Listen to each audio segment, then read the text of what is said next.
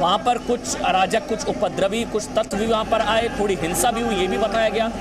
वहां पर मजबूरन बल प्रयोग करना पड़ा। ये देखिए तस्वीर, वाटर कैनन का इस्तेमाल करना पड़ा।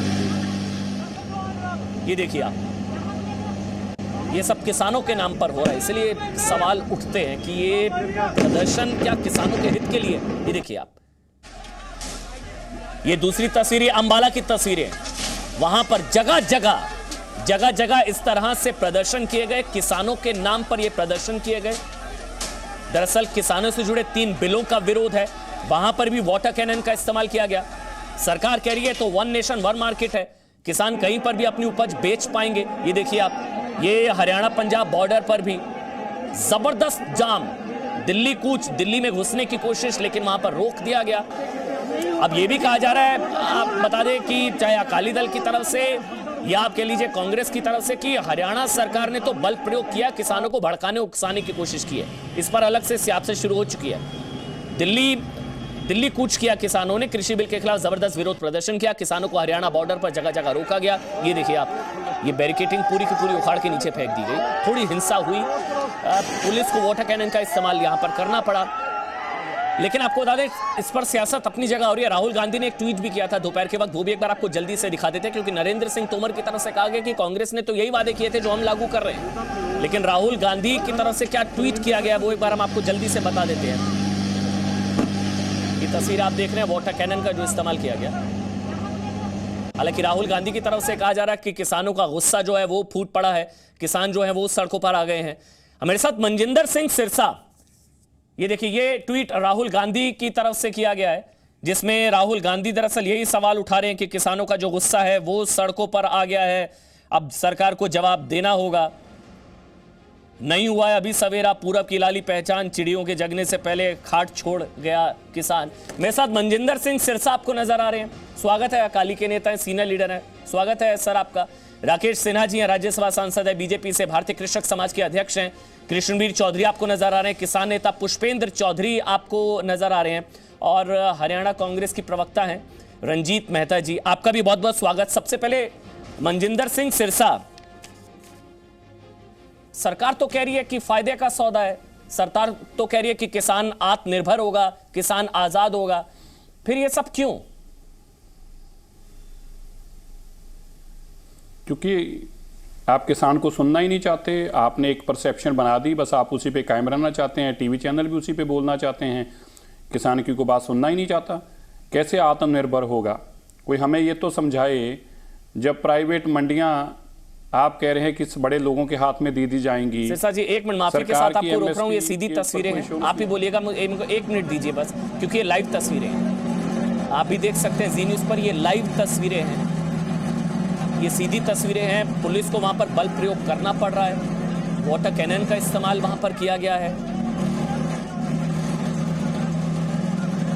भीड़ अनियंत्रित हो रही थी, बेकाबू हो रही थी किसानों की, इसलिए वहां पर बल प्रयोग पुलिस की तरफ से किया गया। ये देखिए आप, कुछ भिड़ंत वहां पर होती नजर आ रही है, सीधी तस्वीरें हैं, लाइव तस्वीरें, करनाल बॉर्डर पर ये सब हो रहा है। बोलिए सिरसा साहब, अब आप बोलिए, इन तस्वीरों पर भी आप बोल सकते हैं। हरियाणा, हाँ बिल्कुल बोलेंगे, इन तस्वीरों पे भी बोलेंगे, सब पर बोलेंगे, अगर हमें बोलने देंगे तो सब पर बोलेंगे। बोलिए बोलिए बोलिए। मैं तो पहले आपसे पूछना चाहता हूँ, आपको भी इतने साल हो गए, आपने भी नेशनल टीवी के ऊपर हम आपको देखते हैं, आप भी बता दीजिए ये कैसा कानून है? प्रदर्शन होना है केंद्र सरकार के खिलाफ, हरियाणा सरकार के पेट में क्या दर्द हुई कि उन्होंने उनको पीटना शुरू कर दिया?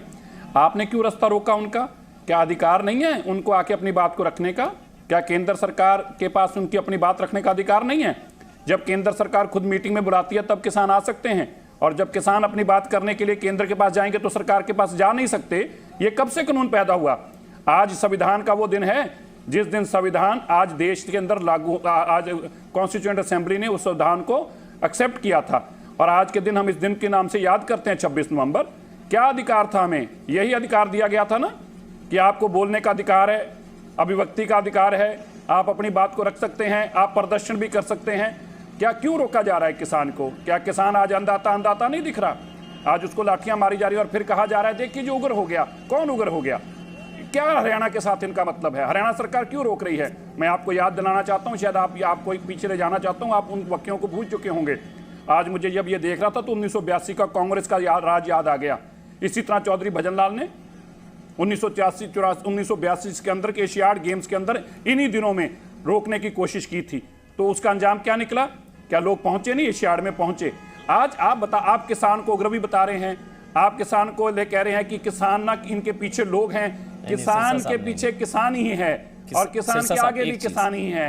आप इन बातों को घुमा घुमा कर किसान को गलत साबित नहीं कर सकते।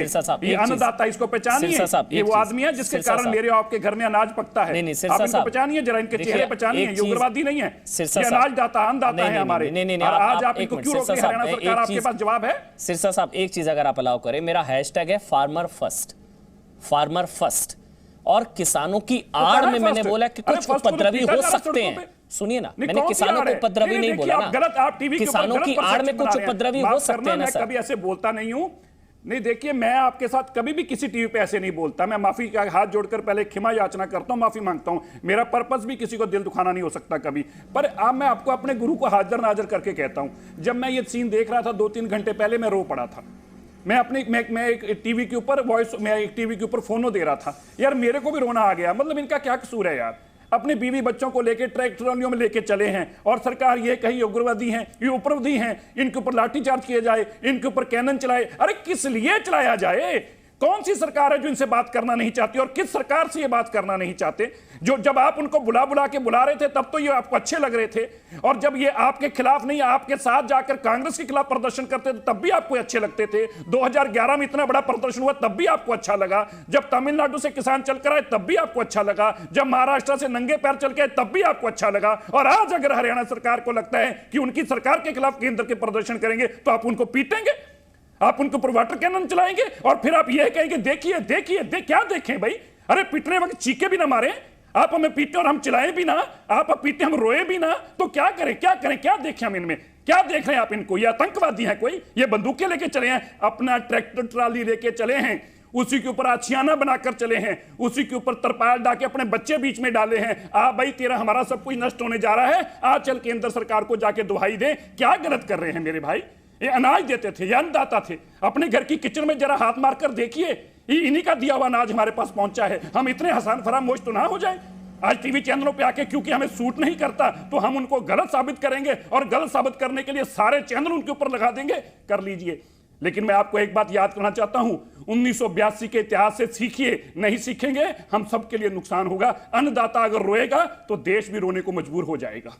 सिरसा साहब, मैंने आपको बीच में इसलिए नहीं टोका क्योंकि आपकी भावनाएं मेरी भावनाएं एक हैं किसानों को लेकर।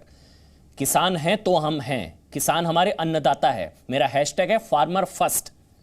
किसानों के मामले में कोई समझौता नहीं, कोई कॉम्प्रोमाइज नहीं। सिरसा साहब, मेरी भावनाएं आपके साथ, लेकिन मैं दरअसल ये समझना चाह रहा हूं, मेरे को अगर आप 2 पॉइंट या 3 पॉइंट करके समझा पाए, जितने भी लोग हैं वो देख रहे हैं वो समझे कि इन बिंदु की वजह से ये लोग किसान भाई हमारे सड़कों पर हैं। बिंदुवार तरीके से बताइए, ये मांगे हैं, ये गलत हो रहा है बिल में। जी। बोलिए सिरसा साहब, फिर राकेश सिन्हा आप जवाब दीजिएगा। बोलिए। देखिए ऐसा है, आज एमएसपी है। मैं आपकी जानकारी में 2-3 तथ्य दूं जो आपके सामने लाए नहीं कभी जाते, आपके लिए बहुत इंपॉर्टेंट है तथ्य समझना। पूरे देश के अंदर 8% लोगों को एमएसपी का लाभ मिलता है। 8% किसान को, केवल 8% किसान को एमएसपी का पूरे देश में लाभ मिलता है।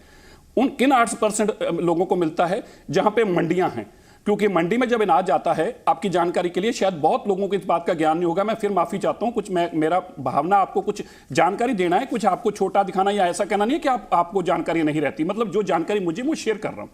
अब पंजाब है, तो पंजाब क्या करता है? अपने किसान के लिए गेहूं खरीदता है, खरीदकर केंद्र सरकार को देता है। एफसीआई बाद में वो पैसा जो है 20,000 करोड़ केंद्र से लेता है उधार, केंद्र देती है वो पैसा, उसके बाद अनाज खरीद के केंद्र को वापस दे देता है और पैसा एडजस्ट होता है। जब वो मंडी ही नहीं रहेगी तो अनाज खरीदेगा कौन? पंजाब सरकार किससे जाके अनाज खरीद के केंद्र सरकार को देगी?